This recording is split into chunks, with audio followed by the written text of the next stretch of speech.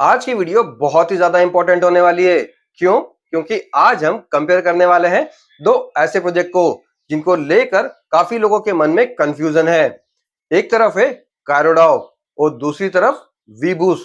सवाल सीधा सा है, दोनों में से कौन सा प्रोजेक्ट ज्यादा अच्छा है, कौन ज्यादा एडवांस्ड है, कौन कंपेरेटिवली ज्यादा फास्ट है, और सबसे इंपॉर्टेंट चीज, किस प्रोजेक्ट पर ज्यादा ट्रस्ट किया जा सकता है। आज की इस वीडियो में हम सिर्फ अर्निंग देखकर फैसला नहीं करेंगे, बल्कि दोनों प्रोजेक्ट्स के पूरे आर्किटेक्चर को समझेंगे। पैसा कैसे आता है, रिवॉर्ड्स कैसे जनरेट होता है, टोकन कैसे काम करता है, लिक्विडिटी का क्या रोल है, और ऑटोमेशन कितना स्ट्रांग है, फ्यूचर की यूटिलिटी क्या है, और सबसे लास्ट में मैं आप लोगों को अपना क्लियर डिसीजन दूंगा कि इन दोनों में से कौन सा प्रोजेक्ट बेस्ट है। तो सबसे पहले बात करते हैं हम कायरो डाओ की। जी हाँ, कायरो डाओ। कायरो डाओ खुद को नेक्स्ट जनरेशन D5 प्रोटोकॉल के रूप में प्रेजेंट करता है। इसका मॉडल सिर्फ स्टेकिंग तक ही लिमिटेड नहीं है गाइस, बल्कि इसके अंदर staking, compounding, harvesting, token minting, liquidity management, referral rewards, team dividends, rank dividend और अपना डिसेंट्रलाइज एक्सचेंज आर्किटेक्चर भी शामिल है। यानी कायरोडाओ को अगर सिंपल लैंग्वेज में समझे तो ये सिर्फ एक अर्निंग प्लान नहीं है, बल्कि एक इंटरकनेक्टेड DeFi इकोसिस्टम है, जहां टोकन, लिक्विडिटी और रिवॉर्ड्स एक दूसरे से जुड़े हुए हैं। कायरो में जीरो इनिशियल सप्लाई, 10,000 कायरो का permanent social lock, community triggered minting और USDT backed up token model है। यही इसकी सबसे बड़ी स्ट्रेंथ है। कायरो ने सिर्फ रिवॉर्ड की बात नहीं करी है, बल्कि टोकन की इकोनॉमी को भी डिफाइन किया है। अब दूसरी तरफ आता है वीबूस। जी हाँ, मेटावेल का वीबूस। वीबूस को समझते हैं। वीबूस का पूरा मॉडल थोड़ा सा अलग है। ये विक्टोरी इकोसिस्टम के अंदर एक NFT और टीयर बेस्ड पार्टिसिपेंट सिस्टम है। यूजर्स सबसे पहले पासपोर्ट NFT क्रिएट करता है और उसके बाद अलग अलग टीयर्स को एक्टिवेट करता है। जैसे जैसे टीयर बढ़ता है, एंट्री रिक्वायरमेंट बढ़ती जाती है और स्ट्रक्चर भी छोटा होता जाता है। वी बूस्ट इसे स्ट्रक्चरल कंप्रेशन और बूस्ट इफेक्ट के रूप में एक्सप्लेन करता है। यहाँ पर अर्निंग का मेजर हिस्सा मैट्रिक्स मूवमेंट पार्टनर्स की एक्टिविटी स्लॉट्स के फिल होने और साइकिल कंप्लीट होने से जुड़ा हुआ है। इसीलिए अगर बहुत सिंपल लैंग्वेज में बोले तो वी बूस्ट की ताकत उसका नेटवर्क और मैट्रिक्स का स्ट्रक्चर है, जबकि कायरो की ताकत उसका DeFi और टोकन का आर्किटेक्चर है। चलिए अब पहला बड़ा कंपैरिजन करते हैं टोकन के मॉडल का। देखो, कायरो में टोकन इकोनॉमी काफी अलग तरीके से डिजाइन की गई है। कायरोडाओ कहता है कि कायरो को डायरेक्ट ओपन मार्केट में बाइंग के लिए अवेलेबल नहीं कराया गया है। Token community triggered minting mechanism से ही क्रिएट होता है और कायरो का दावा है कि मिंटेड कायरो के पीछे USDT रिजर्व रहता है। इसके साथ सेलिंग के दौरान कायरो बर्न होने का मैकेनिज्म भी है। इसका मतलब यह है कि कायरो ने टोकन क्रिएशन और टोकन रिडक्शन दोनों के लिए अलग अलग मैकेनिज्म रखने की कोशिश करी है। अगर इसे सिंपल एग्जांपल से समझे तो सिर्फ टोकन बनाना ही नहीं, बल्कि टोकन की सप्लाई को रिड्यूस करने का भी मैकेनिज्म कायरो ने अपने इकोसिस्टम के अंदर रखा हुआ है। और ये चीज कायरो को कंपैरेटिवली ज्यादा एडवांस बनाती है। जहां टोकन की सप्लाई को लिमिटेड किया गया है, उसको कंट्रोल किया गया है ताकि रेट्स हमेशा इंक्रीज होते रहे। अब आते हैं लिक्विडिटी पर, क्योंकि किसी भी DeFi प्रोजेक्ट की असली बैकबोन उसकी लिक्विडिटी होती है। कायरो के अनुसार इनकमिंग USDT डिपॉजिट का 90% लिक्विडिटी पूल में जाता है, 5% डेवलपमेंट फंड में और 5% अलग अलग डाओ वॉलेट्स के अलोकेशन में। और मेरे हिसाब से ये कायरो का एक स्ट्रॉन्ग पॉइंट है, क्योंकि कायरो डाओ में ये बताया गया है कि इनकमिंग कैपिटल को किस तरह से अलोकेट किया जाना है। अब अगर यही अलोकेशन एक्चुअल स्मार्ट कॉन्ट्रैक्ट और ब्लॉकचेन के ट्रांजैक्शन में भी दिखाई देता है तो ये कायरो की क्रेडिबिलिटी को काफी मजबूत करता है। इसीलिए कायरो की आर्किटेक्चर मुझे ज्यादा ट्रांसपेरेंट दिखाई देती है, क्योंकि यहाँ पर सारी चीजें हमको पहले ही क्लियर कर दी गई है। कायरो के हार्वेस्टेड अर्निंग्स के ऊपर 3x कैप रखा गया है। इसका मतलब है कि प्रोटोकॉल अनलिमिटेड हार्वेस्टिंग का प्रॉमिस नहीं करता, बल्कि एक मैक्सिमम मल्टीप्लायर डिफाइन करता है। कायरो में इसे प्रोटोकॉल सस्टेनेबिलिटी के लिए बनाया गया है। अब ये मैकेनिज्म इंटरेस्टिंग इसलिए भी है क्योंकि थ्योरेटिकली अगर किसी अर्निंग सिस्टम में अनलिमिटेड रिवॉर्ड्स हो तो लॉन्ग टर्म सस्टेनेबिलिटी पर सवाल उठ सकता है। कायरो ने कम से कम अपने मॉडल में रिवॉर्ड सीलिंग डिफाइन की है, यानी यहाँ अप्रोच ये दिखाई देती है कि अर्निंग को एक प्री डिफाइंड लिमिट के अंदर रखा जाएगा। ये पॉइंट कायरो को कंपैरेटिवली मैच्योर फाइनेंशियल आर्किटेक्चर देता है। अब कायरो की स्पीड की बात करते हैं।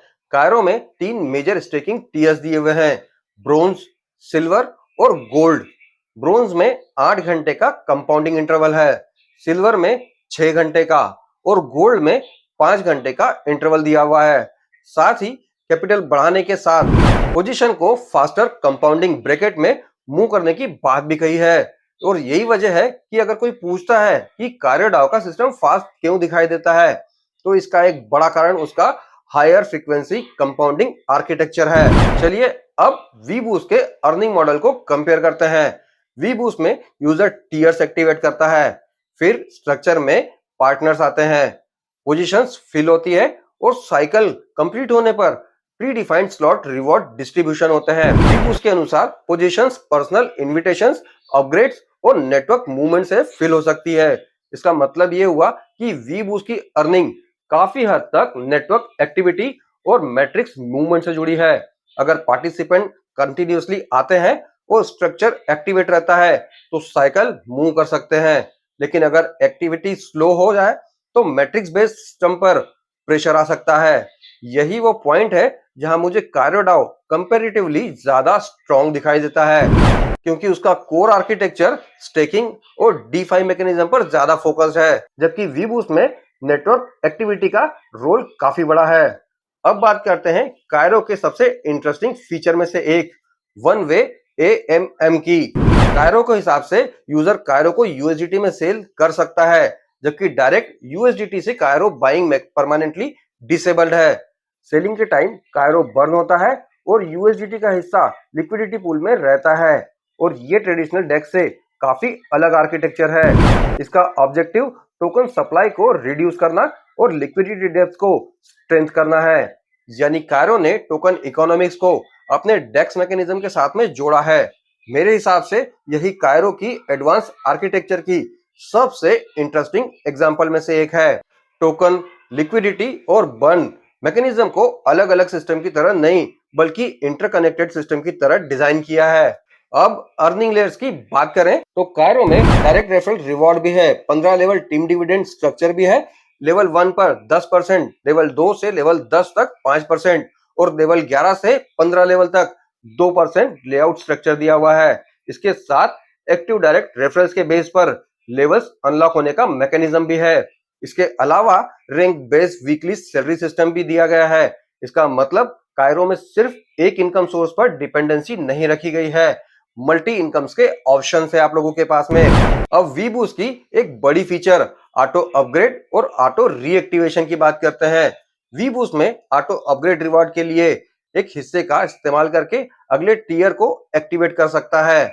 ऑटो रीएक्टिवेशन साइकिल कंप्लीट होने के बाद उसी टीयर को दोबारा शुरू कर सकता है, और ये सिस्टम ग्रोथ और कंटिन्यूअस मूवमेंट को तेज कर सकता है। लेकिन इसका दूसरा साइड भी है, अगर नेटवर्क में एक्टिविटी कम हो जाए, नए पार्टिसिपेंट्स कम आए या मैट्रिक्स मूवमेंट स्लो हो जाए तो साइकिल बेस्ड रिवॉर्ड सिस्टम पर प्रेशर पड़ सकता है। इसीलिए मेरी नजर में वीबूस्ट का स्ट्रक्चरल रिस्क कायरो की तुलना में थोड़ा ज्यादा है, क्योंकि वीबूस्ट का परफॉर्मेंस नेटवर्क की एक्टिविटी से ज्यादा क्लोजली कनेक्टेड दिखाई देता है। अब सवाल आता है कि कायरो ज्यादा एडवांस क्यों है। इसका आंसर काफी सिंपल है। कायरो में token minting, USDT reserve concept, liquidity allocation, burning mechanism, staking, compounding, 3x cap, DEX, referral income, team dividend और रैंक डिविडेंड जैसी चीजें एक इंटरकनेक्टेड डीफाई इकोसिस्टम में रखी गई है। कायरो में रेंट्रेंसी, गार्ड और एक्सेस कंट्रोल और पुशेबल जैसे सिक्योरिटी फीचर्स और 5 स्मार्ट कॉन्ट्रैक्ट का भी उल्लेख है। इसीलिए सिर्फ फीचर की संख्या नहीं बल्कि उसके इंटरकनेक्टेड होने की वजह से कायरो का आर्किटेक्चर ज्यादा एडवांस्ड है। लेकिन गाइस, यहाँ पर वीबूस्ट का एक स्ट्रॉन्ग पॉइंट भी आप लोग जान लो।